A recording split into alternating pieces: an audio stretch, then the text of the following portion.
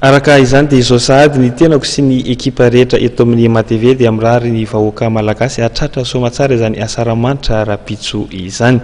hotoizantsika kosa ny fampalalam-bavao eo amin'izay sehatry ny kolotsaina izay hatrany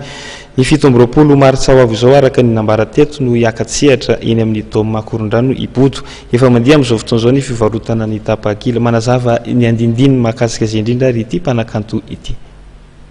nikaratra zany ny famandriana dia ao amin'ny hectare katapaka no misy azy dia ao ianao no misafidy ny toerana ny tapakila tsotra dia hitanao ihany koa amin'ny hectare katapaka fa misy koa any amin'ny super musique Analakely dia samy voky Befiloha raha mbola misy ambony dia ao amin'ny toerana anaovana fampisehoana ny androtry ny fampisehoana Taoma Korondrano satria io zany ny toerana izay noheverina hatreto aloha hoe hita sady tsy lavitra ny tanàna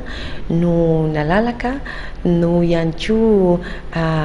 manana ny fepetra raha hoe ny lafiny sehatra ny fitaovana azy ampiasaina zany dia ao zany no hitanay hoe akaikikaiky kokoa amin'ny resaka fanomanana ny mpitendry miaraka amiko moa zany tsy dia misy hoe miova firy fa ny tonga manamafy no betsaka ohatra raha efa mahazatra moa zany Roger sy Andry eo amin'ny gitara Naly eo amin'ny batterie dia Rivo nampiana ny Dadira Samanana eo amin'ny clavier dia Philippe ny eo amin'ny gitara basy ny eo amin'ny feo Stéphanie Rojo fa natevenina ny Tately dia mbola ampiana ankizy hafa anankiroa mbola tasohatra any no mampiakanjo izay efa mahafantatra loatra izay